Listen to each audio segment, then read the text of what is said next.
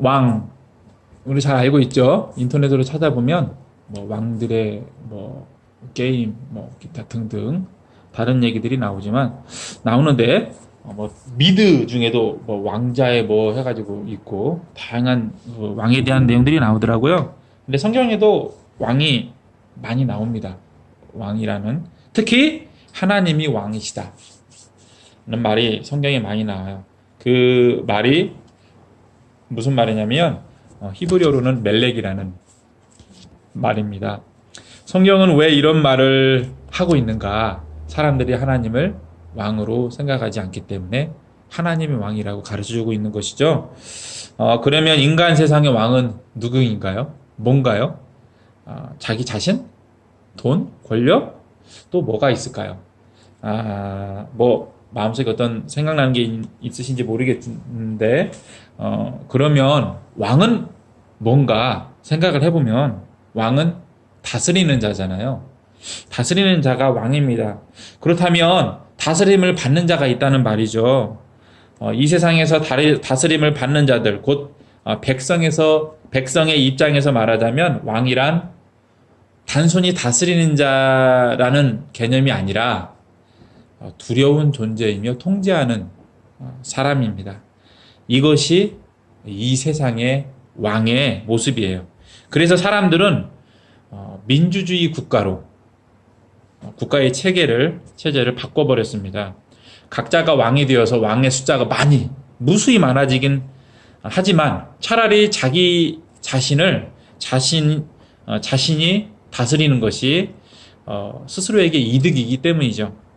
왕이 안 챙겨주고 오히려 나를 빨아먹고 빼먹고 힘들게 하고 하는 사람이기 때문에 그것을 경험했기 때문입니다.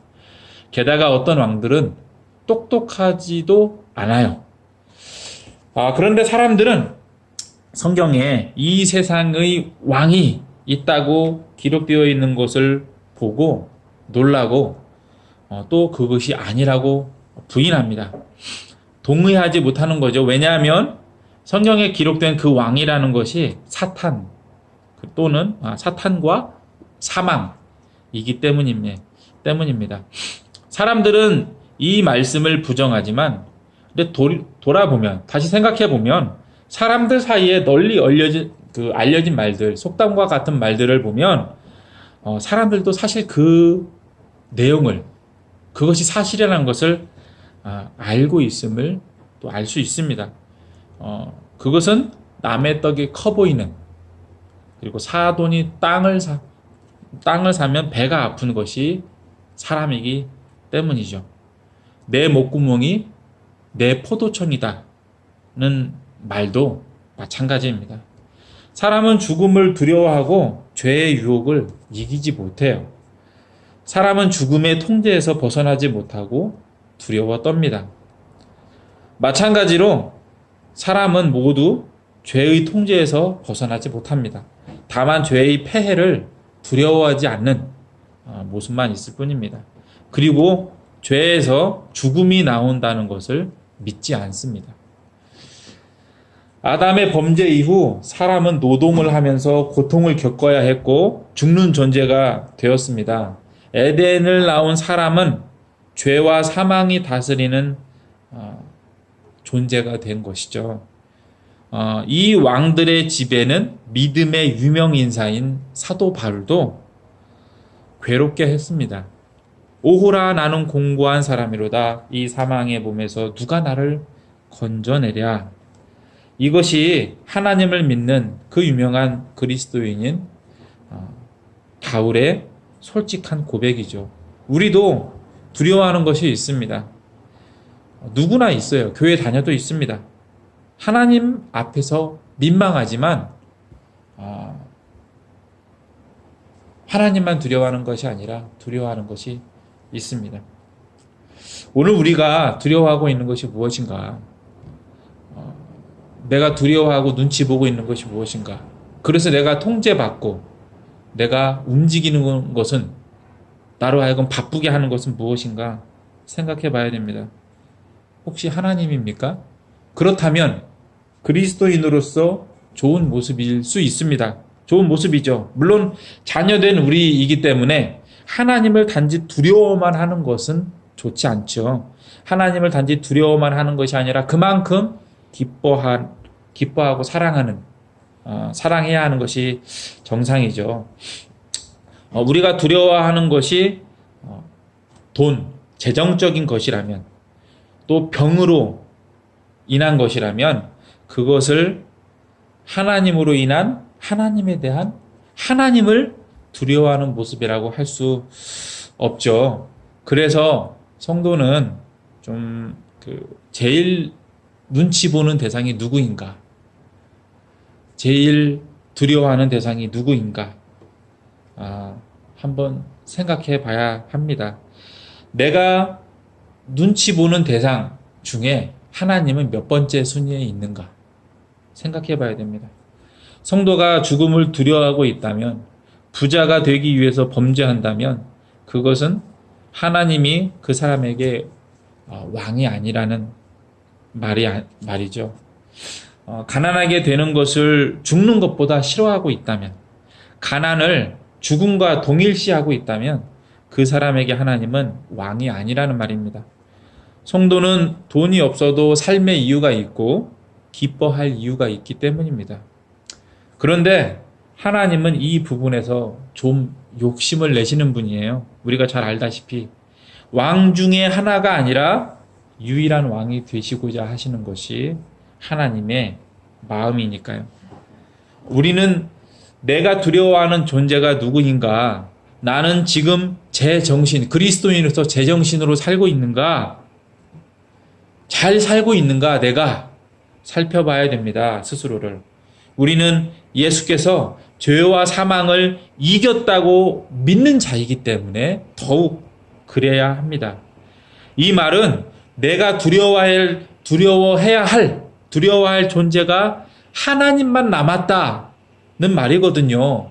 그런데 희한하게도 다른 것들을 하나님처럼 두려워하고 있다는 것이 맞지 않잖아요. 그런데 생각해보면 사실 사람들은 하나님을 별로 두려워하는 것 같지 않고 또 죄보다는 사망을 훨씬 두려워하는 것 같아요. 목구멍이 포도청이에요. 내가 살아남는 게. 그래서 죄를 짓는 것도 넘어갈 수 있는 것이죠. 그런데 성경에 기록된 하나님의 말씀은 무엇입니까? 죄가 사망을 낳았다는 것이에요. 죄가 사망을 낳았다. 죄가 사실은 우리가 두려워해야 할 하나님만큼 두려워해야 된다고 할까요? 거부해야 할 대상이다 하는 것이죠. 무엇을 두려워하고 있습니까? 그럼에도 불구하고 하나님으로 인해 기뻐하며 사는 우리가 되어야 합니다. 하나님을 가장 두려워하고 하나님을 가장 기뻐하고 하나님을 가장 눈치 보는 우리가 되어야 됩니다. 하나님을 왕으로 믿으시는 여러분, 우리는 이 세상에서 무엇을 추구하고 살고 있습니까? 여러분은 우리가 이 세상에서 가져야 하고 지켜야 할 가치관은 무엇이라고 생각하시나요? 유다 왕국의 많은 왕들은 이스라엘의 왕들보다 선한 왕이라고 성경에 기록하고 있습니다. 그러나 그 유다의 왕들의 공통적인 안타까움이 성경에 기록되어 있어요. 그게 뭐냐면 유다에 있던 많은 산당들을 치우지 않았다는 점이에요. 유다의 백성들은 산당에서 영적인 음행을 계속 했던 것이죠. 예수님은 내가 곧 길이요 진리요 생명이니 나로 말미암지 않고는 아버지께로 올 자가 없다라고 분명히 말씀하셨습니다. 유다 왕국에는 산당이 있었지만 하나님 나라에는 산당이 없다는 말씀이에요. 이스라엘 민족에게 하나님을 만나는 단 하나의 성소가 있었던 것처럼 그리스도인들에게도 단 한 분의 구원자가 계십니다. 그리고 구약시대에는 사람이 제물을 들고 가서 속죄를 했지만 예수님께서 성소 되신 이 예수님 시대에는 예수님이 속죄와 구원을 해결해 주셨어요. 우리는 빈손으로 구원을 받은, 은혜를 받은 사람들인 것입니다. 우리가 이 세상에서 사는 그리스도인으로서 가지고 또 지켜야 할 정신, 가치관은 하나님 외에 다른 예배 대상을 갖지 않는 것입니다. 또 하나님 외에 믿는 구석을 따로 두지 않는 것이에요. 그리고 하나님 외에 다른 길을 인생의 방향으로 삼지 않는 것입니다. 우리가 여러 가지 복잡한 문제를 헤쳐나갈 때 하나님의 마음으로, 사랑이 대표적인 것이겠죠. 사랑에서 모든 것이 파생이 됩니다. 하나님의 정신으로, 하나님의 율법으로, 하나님의 방향성으로 해야 한다는 말이에요. 돈을 벌 때 나쁜 짓을 하지 않는 것, 나쁜 짓을 한 것에 대해 마음 아파하는 것, 적어도 그건 있어야 되는 것이죠. 내 이익을 위해서 남을 해치지 않는 것, 남을 해치지 않기 위해 노력하는 것, 나만의 이익을 추구하지 않는 것이 같이 나눠야 할 이익을 혼자 빼먹지 않는 그 모습들이 바로 그러한 내용들입니다.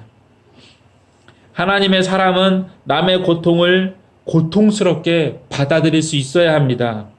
남의 눈물에 걸음을 멈추고 살펴줄 수 있어야 합니다. 예수님이 긍휼히 여기시고 불쌍히 여기셨던 것처럼 우리도 그러한 모습이 되어야 합니다. 오늘 시편 72편 읽었는데 하나님이 왕으로 나오십니다.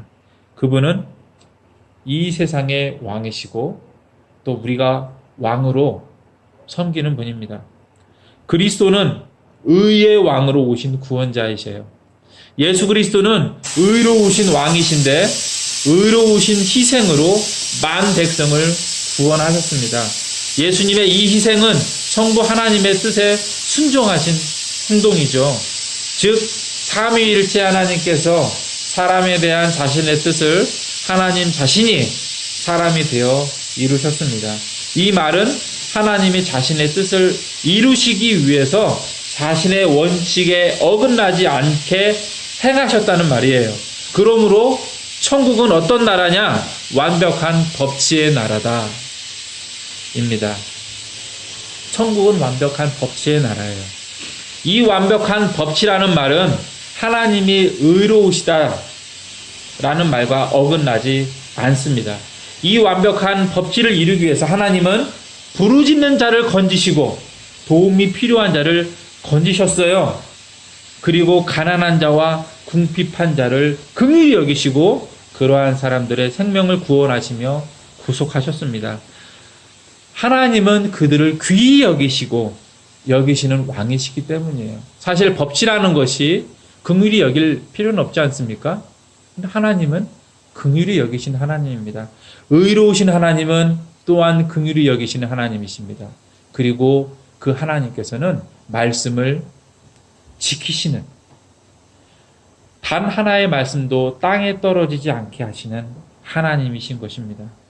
이 완벽한 통치를 위해서 하나님은 기다리셨어요.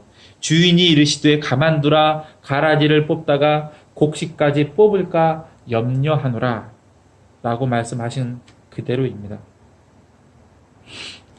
그러므로 하나님의 나라는 완벽한 법치의 나라이고 의와 긍휼이 완전하신 하나님의 나라입니다. 우리가 그 은혜를 입어 하나님 나라 백성이 된 것이죠. 또한 하나님 나라는 기쁨의 나라입니다. 이것이 중요하죠. 시편 97편 1절부터 4절에 보면 여호와께서 통치하시나니 땅은 즐거워하고 의와 공평이 그 보좌의 기초로다라고 말하고 있습니다. 하나님이 통치하시는 것이 우리에게 두려움이 아니라 하나님은 나를 왜 이렇게 빨아먹는 거야? 왜 하나님은 내 것을 뺏어가는 거야? 라는 것이 아니라 하나님의 통치를 받는 것이, 하나님이 나의 왕이 되신 것이, 나의 아버지가 되신 것이 나에게 기쁨인 것이죠. 나에게 유익인 것입니다. 지금도 하나님이 통치하시니 나에게 유익하다. 우리에게 유익하다. 교회에 유익하다. 사실은 이 세상에도, 하나님을 믿지 않는 사람에게도 유익합니다. 우리보다 먼저 천국을 소망했던 믿음의 선배들이 예수님을 본받아서 살았던 것처럼 이 세상에서 안정적이고 만족스러운 삶을 기대할 수 없었기 때문에 천국을 소망했던 것처럼, 그래서 예수님을 믿고 예수님의 길을 따라갔던 것처럼 우리도 예수님의 길을 따라가는 믿음의 사람들, 자녀들이 되어야 합니다.